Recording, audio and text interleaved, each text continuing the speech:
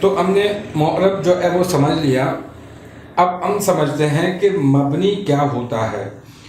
جس طرح سے ہم نے معرب کو سمجھا، بالکل اسی طرح سے مثالوں کے ساتھ میں آپ کو مبنی بھی سمجھاتا ہوں کہ دیکھیں، مبنی وہ کلمہ ہے کہ جس کا آخر مختلف عوامل کے آنے کی بنا پر تبدیل نہ ہو. بالکل اس کے اپوزٹ اس کی جو ہے نا وہ تعریف ہے. ابھی ہم نے معرب کی تعریف پڑھی تھی کہ جس کا آخر مختلف عوامل کے آنے کی بنا پر تبدیل ہو جائے، اور یہ وہ ہے کہ جس کا آخر مختلف عوامل کے آنے کی بنا پر تبدیل نہ ہو. جیسے کہ میں نے ابھی آپ کو بتایا تھا کہ فعل جو ہے وہ عامل ہوتا ہے اور وہ اپنے فاعل کو حالت رفعی میں کرتا ہے. اب حالت رفعی کیا ہوتی ہے یہ تو انشاءاللہ تعالی آپ کو آگے جب ہم لوگ اسباق پڑھیں گے تو وہ آپ کو معلوم چل جائے گا. لیکن فی الوقت ابھی آپ اتنا ضرور سمجھ سکتے ہیں کہ یہ جاء فعل ہے، اور یہ جو ہاؤلائی ہے نا یہ اس کا فاعل ہے، اور فاعل حالت رفعی میں ہوتا ہے. جیسے کہ میں نے آپ کو بتایا تھا معرب کی مثال دیتے ہوئے، تو جاء زیدن، یہ زیدن کے اوپر جو دو پیش آئے ہیں وہ کس وجہ سے؟ اس کے فاعل ہونے کی وجہ سے. تو یہاں پر جاء فعل ہے اور ہاؤلائی فاعل ہے، تو اس کا مطلب یہ ہاؤلائی حالت رفعی میں ہے.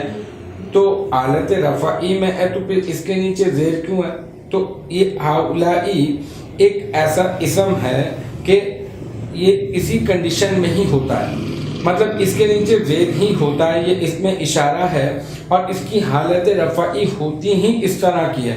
تو ٹھیک ہے، حالت رفعی اس طرح کی ہوتی ہے، یہ بات تو سمجھ میں آ گئی. اب دوسرے عامل کو اس کے اوپر عمل کروا کر دیکھتے ہیں کیا وہ عمل کرتا ہے یا نہیں کرتا. بالکل جیسے کہ ہم نے معرب میں کروایا تھا، بالکل وہی مثال ہے. یہ دوسری مثال میں آپ دیکھیں، رأیتو ہاؤلائی، رأیتو فعل ہے اور اس میں تو ضمیر فاعل ہے اور ہاؤلائی مفعول ہے.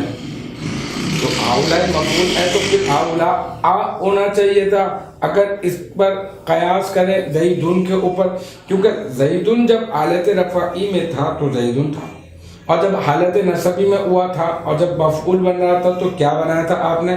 زیدن. تو جب یہ حالت رفعی میں ہے تو آپ نے اس کو ہاؤلائی بنایا، اور جب یہ حالت نصبی میں ہو تو پھر آپ کو ہاؤلا بنانا چاہیے. تو ہم کہیں گے نہیں، یہ ایک ایسا کلمہ ہے جو مبنی ہے، جس کا آخر تبدیل نہیں ہوتا، چاہے اس پر کوئی جیسا بھی عامل آ جائے، مختلف عوامل کے آنے کی بنا پر اس کا آخر تبدیل نہیں ہوتا ہے. یہ ایک ایسا کلمہ.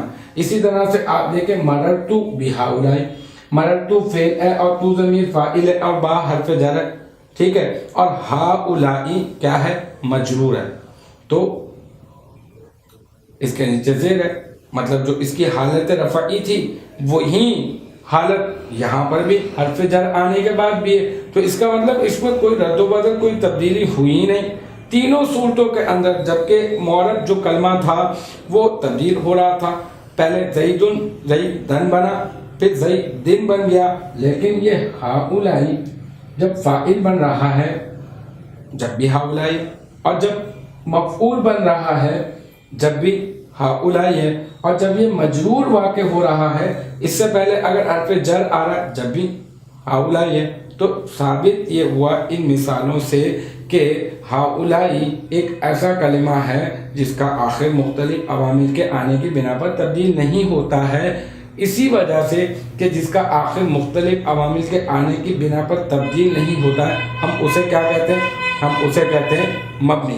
جس کا آخر مختلف عوامل کے آنے کی بنا پر تبدیل نہیں ہوتا ہم اسے کہتے ہیں مبنی.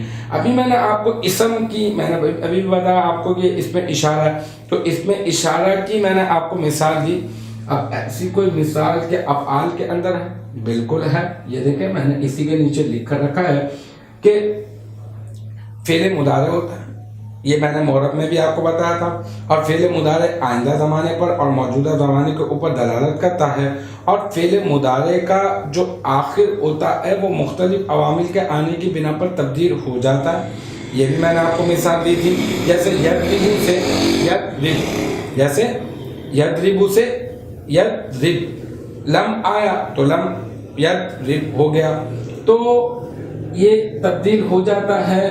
तो अब यहाँ पर जो मिसाल लिखी हुई है वो है यद्रिबना। तो यद्रिबना असल में फ़िल मुदारे के 14 सीगे होते हैं, उनमें से एक जमा मुअन्नस गायब का होता है और एक जमा मुअन्नस हाजिर का होता है। जमा मुअन्नस गायब का जो सीगा होता है वो यद्रिबना होता है और जमा मुअन्नस हाजिर का जो सीगा होता है वो तद्रिबना होता है। इसके जो आखिर के अंदर ये जो नून है, ये नून मबनी का नून है, यानी ये एक ऐसा नून है जो मुख्तलिफ अवामिल के आने की बिना पर तब्दील नहीं होता है। तो फेल में अगर आप समझना चाहें कि मबनी कौन सा फेल है तो आप इसको देख लें कि ये फेल मुदारे में 2 सीगे, सिर्फ 2 सीगे, बाकी तो पूरे के पूरे 12 सीगे जो हैं वो तब्दील होते हैं, लेकिन ये 2 सीगे जो हैं वो मबनी हैं, चाहे आप पीछे कोई भी आमिल लेकर आएँ लेकिन इनका आखिर तब्दील नहीं होगा।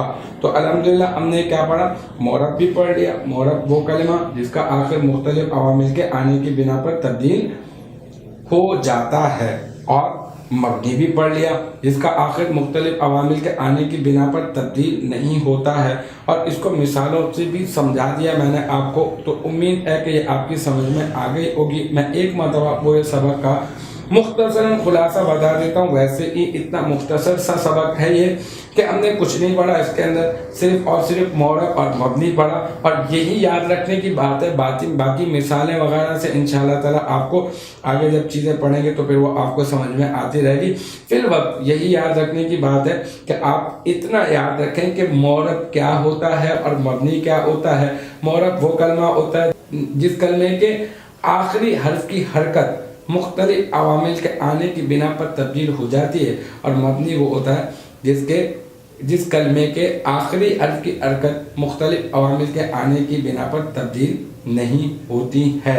और फिर उसके बाद मैंने आपको इनकी तारीफ़ात बताई, और फिर मैंने आपको मिसालें बताई, और इसम पर भी मैंने आपको अमल करके बताया, और मैंने आपको इसको फेल के ज़रिए भी मैंने आपको समझाने की कोशिश की। तो उम्मीद है कि ये सबक भी आपकी समझ में आ गया होगा। इंशाअल्लाह ताला नेक्स्ट टाइम अगले सबक के साथ मुलाकात होगी। आप अपना बहुत ख्याल रखिएगा। और आखिर दावाना अनिल हम्दुलिल्लाहि रब्बिल आलमीन।